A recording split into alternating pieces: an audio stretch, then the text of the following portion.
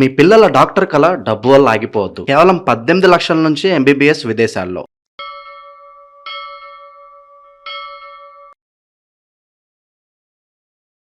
అందరికీ నమస్కారం. నేను ప్రవళిక. ఈ రోజు మనతో పాటు శ్రీ విద్య ఉపాసకులు, జ్యోతిష్య వాస్తు శాస్త్ర నిపుణులు అయిన జయప్రద గారు మనతో పాటు ఉన్నారు. అమ్మతో మాట్లాడదాము. అమ్మ నమస్తే. అమ్మా నమస్తే అమ్మా. శ్రీమాత్రే నమః. రెండోది వచ్చేసి వృషభ రాశి. వృషభ రాశి వారికి ఆర్థిక ఇబ్బందులు ఏమీ ఉండకుండా ఉండాలంటే ఏ ఏ పరిహారాలు పాటించాలి? వాళ్ళు వెళ్ళవలసిన దైవ క్షేత్రం ఏదమ్మా? తప్పకుండా వృషభ రాశి వాళ్ళు జనరల్ గా ఏంటంటే ఈ రాశాధిపతి ఎవరంటే శుక్రుడు. సో అందుకని భోగభాగ్యాలకి ఎటువంటి లోటు లేకుండా ఉంటారు వీళ్ళు. అంటే మన దృష్టిలో భోగభాగ్యాలు అంటే చాలా మంది దానికి ఏదో బోడంత ఆస్తి బాగుంత డబ్బు ఉండాలనుకుంటారు. కానీ సుఖంగా జీవించడము, ఉన్నదాంతో హాయిగా ఉండడము, ఎదుటి వాళ్ళని ఒక మాట అనకుండా నొప్పించకుండా మనం బతకడం అనేది కూడా ఒక రకంగా చాలా అదృష్టమైన జీవితమే. ఎందుకంటే ఎవరిని ఒక మాట అనకుండా మనం బతకగలిగాం అనుకోండి, అది ఎంత అదృష్టమైన జీవితం అది. ఎవరైనా అనాలి అంటే ఎందుకు అనాల్సి వస్తుంది? అక్కడ ఏదైనా జీతం ఇవ్వలేకపోతే ఏదైనా యజమాని తిట్టుకోవాల్సి వస్తుంది. జీతం ఇవ్వలేదు, టైంకి ఇవ్వలేదు, అది చేసుకోవాలని చెప్పేసి. ఒక ఏదైనా పని చేయలేదంటే ఆ పని అవ్వలేదని చెప్పి వాళ్ళని తిట్టుకోవాల్సి వస్తుంది. అలా ఏ పనైనా ఎప్పటికప్పుడు అయిపోయింది అనుకోండి, తిట్టుకునే అవకాశం ఉండదు కదా. సో భోగభాగ్యాలకి అదృష్టమైన రాశి ఏదైనా ఉందంటే అది వృషభ రాశి. సో వృషభ రాశికి అధిపతి శుక్రుడు ఉండడం వల్ల ఏంటంటే శుక్రుడు ఎప్పుడు కూడా ఏంటంటే సౌఖ్యాన్ని, సుఖాన్ని, సంతోషాలని కలుగజేస్తూ ఉంటాడు. ఎక్కడైతే సంతోషంగా ఉంటామో అక్కడ శుక్రుడు అనుగ్రహం ఉన్నదంతా. చూడండి, చాలా మంది చూస్తున్నారు పెద్ద పెద్ద ఇళ్లలో ఉన్న వాళ్ళు కూడా సంతోషంగా ఉంటారు. వాళ్ళు ఏదో దిగులుగా ఉంటారు. చిన్న పూరి గుడిలో ఉన్న వాళ్ళు సాయంత్రం అయినప్పటికీ ఎక్కగా ఏదో కబుర్లు చెప్పుకుంటూ, ఏదో మాట్లాడుకుంటూ, ఏదో ఉన్న దాంట్లో పచ్చడి అన్నం తింటూ, ఏదో ఉన్న దాంట్లో వాళ్ళు హ్యాపీగా బతుకుతుంటే కనిపిస్తుంటారు మనకి. ఇంత హాయిగా ఆడుకుంటారు, ఇంత హాయిగా చేసుకుంటారు. పొద్దున్న మళ్ళీ పనికి ఎవరి పని వాళ్ళు ఇళ్లలో పాచి పనులు చేస్తుంటారా, పనులకు వెళ్ళిపోతూ ఉంటారు. సో ఇవన్నీ ఏంటంటే శుక్రుడికి అనుగ్రహం ఉంటే అలా బతకగలుగుతారు హాయిగా, ఆనందంగా. సో పెద్ద పెద్ద బంగాల్లో ఉన్న వాళ్ళు కూడా చాలా హ్యాపీగా ఉండాలి అంటే అది శుక్రుడు ఒక అనుగ్రహం ఉంటేనే కలుగుతుంది. సో వృషభ రాశి వాళ్ళకి శుక్రుడు బాగా అధిపతి కనుక వాళ్ళ అనుగ్రహం ఖచ్చితంగా ఉంటుంది. కొన్ని విషయాల్లో వీళ్ళు మార్చుకోవాల్సిన విషయాలు ఏంటంటే సెన్సిటివ్ గా ఉంటారు. ఏదైనా ఒక మాట అంటే పర్లేదు, ఎవరైనా ఏదైనా అంటే వీళ్ళు భరించలేరు. ఆ విపరీతమైన బాధ వచ్చేస్తుంది, విపరీతమైన కోపం వచ్చేస్తుంది. వాళ్ళు మళ్ళీ దానికి సమాధానం చెప్పాలని చేసి సమాధానం చెప్తూ ఉంటారు. కొన్ని విషయాల్లో కొంతమంది చెప్పలేక వాళ్ళు మదన పడుతుంటారు. ఈ బాధలు ఎక్కువగా ఉంటాయి వృషభ రాశి వాళ్ళకి.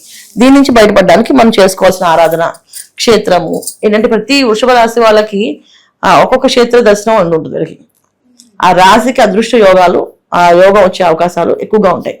ఒకవేళ మన జాతకంలో లగ్నం తెలిసినా తెలియకపోయినా ఈ పరిహారం చేసుకుంటే వృషభ రాశి నాది తెలిసింది, ఈ పరిహారం చేసుకుంటే కనుక కష్టాల నుంచి బయటపడే అవకాశం కనిపిస్తుంది అన్నమాట.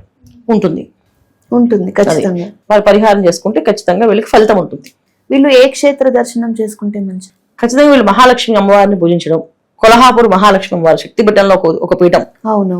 ఆ పీఠానికంటే ఆ అమ్మవారి దగ్గరికి వెళ్ళాం. వీళ్ళు దర్శనం చేసుకోవడం, అమ్మవారి దగ్గర పూజ చేయించుకోవడం, అక్కడ నిద్ర చేయడం వల్ల వీళ్ళకి బాగా కలిసి వచ్చే అవకాశం ఉంటుంది. అలాగే ప్రతి శుక్రవారం మహాలక్ష్మిని పూజించడం వల్ల మహాలక్ష్మి అష్టకం చదువుకోవడం ప్రతిరోజు. ప్రతి శుక్రవారం మహాలక్ష్మి సహస్రనామం ఉంటుంది. మరి లలిత సహస్రనామం మనకు తెలుసు, విష్ణు సహస్రనామం తెలుసు, కానీ లక్ష్మీ సహస్రనామం ఉంటుంది, శివ సహస్రనామం ఉంటుంది. చాలా మందికి అది తెలియదు. ఈ లక్ష్మీనారాయణ హృదయం కానీ, లక్ష్మీ హృదయం కానీ, లక్ష్మీ సహస్రనామాన్ని కానీ ప్రతి పౌర్ణమి రోజున, ప్రతి నెల పౌర్ణమి వచ్చిన రోజున వీళ్ళు చేస్తే ఇంట్లో ఉండే పరిస్థితి నుంచి ఏదైనా ఇబ్బందులు ఉంటే దాని నుంచి బయటపడతారు. మగవాళ్ళైనా ఆడవాళ్ళు ఎవరు చేసినా సరే మంచి ఫలితం ఉంటుంది. సో ఆర్థిక పరిస్థితి నుంచి బయటపడతారు. వివాహాలు అవ్వట్లేదంటే వివాహాలు అయ్యే అవకాశం ఉంటుంది. సంతాన భాగ్యం లేని వాళ్ళకి సంతానం కలిగే అవకాశం ఉంటుంది. పిల్లలు అభివృద్ధిలో రావట్లేదంటే అభివృద్ధి వచ్చే అవకాశం ఉంటుంది.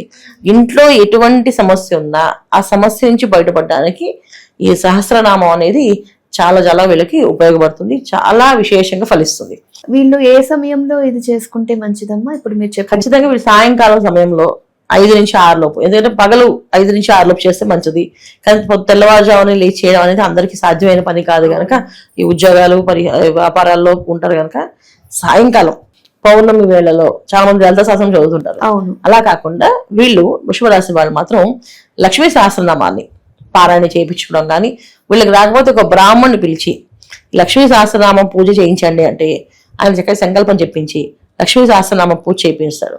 కలవ పూలతోటి, జాజి పూలతోటి అమ్మవారికి క్షీరన నైవేద్యం పెట్టి పూజ చేస్తే ఆర్థిక ఇబ్బంది నుంచి బయటపడతారు. వీళ్ళకి కలిసి వచ్చే వారము కలిసి వచ్చే వారం వాళ్ళకి శుక్రవారం అన్న. శుక్రవారం బాగా విశేషం కలిసి వస్తుంది. ప్రతి శుక్రవారం మనం లక్ష్మీ అమ్మవారికి లక్ష్మీ అష్టోత్తరం చేసుకుంటే కూడా బాగా విశేషంగా ఫలితం ఉంటుంది.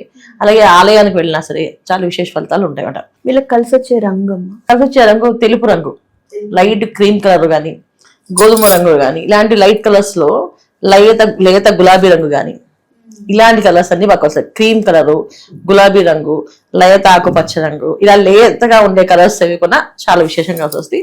బాగా లక్కీ కలర్స్ అంటే క్రీమ్ కలర్. క్రీమ్ కలర్ అది బ్రహ్మాండంగా వీళ్ళకి ఏదైనా ముఖ్యమైన కార్యక్రమాల్లో, ముఖ్యమైన పనుల్లో, ముఖ్యమైన ఉద్యోగాల్లో, ఇంటర్వ్యూస్కి వెళ్ళినప్పుడు కానీ అన్నప్పుడు ఈ కలర్ వేసుకోవడం వల్ల వీళ్ళకి బాగా విశేషం కలిసి వస్తాయి. శుక్రవారం పూట ఏ పని చేసినా వీళ్ళకి బాగా కలిసి వచ్చే అవకాశాలు ఎక్కువగా ఉంటాయన్నమాట. అయితే వీళ్ళకి ఏదో ఒక లోటు అనేది ఎప్పుడైనా ఉంటుంది, కానీ ఖచ్చితంగా ఇదే ఉంటుందని ఉండదు. తిండికి బట్టకి లోటు లేకుండా నడిచే రాసుల్లో వృషభ రాశి కొన్నారు. అంటే ఎటువంటి పరిస్థితి వచ్చినా సరే వీళ్ళ ఫుడ్ అండ్ బెడ్ కి ప్రాబ్లం ఉండదు. అది చాలా మంది, కొంతమందికి ఫుడ్ కి బెడ్ కి కూడా బాధపడే రోజులు ఉంటాయి. కానీ వృషభ రాశి వాళ్ళకి అలాంటి సిచ్యువేషన్స్ ఎప్పుడు రావు. ఎందుకంటే ఉన్నతమైన కుటుంబాల్లో పుట్టడము, అయితే సంస్కారవంతమైన కుటుంబంలో ఉండడము, ఏదైనా విషయాల్ని అర్థం చేసుకొని బతకడము, చిన్నప్పుడు కొన్ని కష్టాలు ఉన్నప్పుడు వీళ్ళు పుట్టినప్పటికీ ఆ కష్టాలు కనుమరుగైపోయి వీళ్ళు పైకి రావడము అని జరిగేవి ఎక్కువగా వృషభ రాశి వాళ్ళు. సో రాశిలో ఉండే వాళ్ళ లక్షణాలు కూడా ఏంటంటే వీళ్ళకి బాగా కష్టపడతారు. వృషభం అంటే మనకి ఎద్దు అంటాం, అంటే బాగా కష్టపడతారు వీళ్ళు. కష్టపడే తత్వం ఎక్కువగా ఉంటుంది. సో కష్టపడే తత్వం ఎక్కువగా ఉన్నప్పుడు చాలా విషయాల్లో కొన్ని విషయాలు ఏంటంటే ఎంత కష్టపడినా ఎక్కడ కష్టపడాలో ఎక్కడ మాట్లాడాలో తెలియదు కొంతమందికి. మన పెద్దవాళ్ళు ఉండొచ్చు, ఎద్దున పెరిగి అర్థం కావట్లేదు విషయం అని చెప్పేసి అని. సో అర్థం కాని విషయాలు కొంతమందికి వృషభ రాశిలో పుట్టిన వాళ్ళకు ఉంటాయి. అందరికీ యోగాలు ఉండవు, అలా అందరికీ ఇబ్బందులు ఉండవు. కొంతమందికి యోగాలు ఉంటాయి. వృషభ రాశిలో పుట్టడం అదృష్టమైన యోగం. సో కొంతమంది చాలా మంది హస్బెండ్స్ వర్క్ చేస్తారు, వైఫ్స్ ఇంట్లో హ్యాపీగా ఎంజాయ్ చేస్తుంటారు. వైఫ్స్ పని చేస్తుంటే హస్బెండ్స్ హ్యాపీగా ఎంజాయ్ చేస్తుంటారు. మా ఆవిడకి బోలెడు శాలరీ వస్తుంది, నేను ఏముంది నాకు చిన్న చిన్న పనులు చేస్తాను, మా ఆయనకి తక్కువ శాలరీ, తక్కువ జాబ్ అండి, నేను వర్క్ చేయాల్సింది తప్పదు అని చెప్పి అనుకుంటుంటారు. అలా కొంతమంది వైఫ్లు చేస్తే హస్బెండ్స్, కొంతమంది హస్బెండ్స్ చేస్తే వైఫ్లు ఎందుకు నాకేం అవసరం లేదు, జస్ట్ ఓకే టైం పాస్ కోసం, టైం మెయింటైన్ చేయడానికి కోసం అలా ఊరికే ఖాళీగా ఉండకుండా ఏదో చిన్న చిన్న పనులు చేస్తాను, నాకేం ప్రాబ్లం లేదు, మా హస్బెండ్ బాగా సంపాదిస్తారు అని చెప్పే వాళ్ళందరూ ఈ వృషభ రాశి అనమాట. సో అలాగనే ఇలాగని సో ఇద్దరు వైఫ్ అండ్ హస్బెండ్ లో ఎవరో ఒకరు ఎర్నింగ్ అనేది హై ఎర్నింగ్ ఉన్న వాళ్ళు ఈ వృషభ రాశిలో ఉంటారు. ఎవరో ఒకరు, ఇద్దరులో ఒకరు ఉంటారు, ఒకరు కొంచెం నార్మల్ గా ఉంటుంది. అంటే వీళ్ళు మెయిన్ ఫోకస్ శుక్రవారం అమ్మవారికి నైవేద్యం పెట్టుకుని ఇప్పుడు మీరు అన్నట్టు లక్ష్మీ అష్టోత్తరాలు చదువుకుంటూ ఉంటే ఇంకా వీళ్ళకి తిరుగుండదు అనమాట.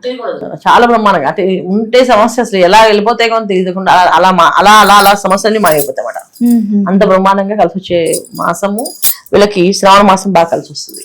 శ్రావణ మాసం, శ్రావణ మాసంలో 4 వారాలు కూడా వీళ్ళు లక్ష్మీ అమ్మవారికి సహస్రనామాలు చేయించుకున్నారు అనుకోండి, ఇంకా అసలు ఆ సంవత్సరం అంతా మళ్ళీ ఆర్థిక ఇబ్బంది అనేది ఉండదు.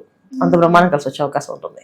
చాలా చక్కగా వివరించారమ్మా. చూసారు కదండి, ఇలాంటి ఆధ్యాత్మికమైన విషయాలకు తెలుసుకోవాలనుకుంటే మా ఛానల్ ని సబ్స్క్రైబ్ చేసుకోండి. నమస్తే. నమస్తే. శ్రీమాత్రే నమః.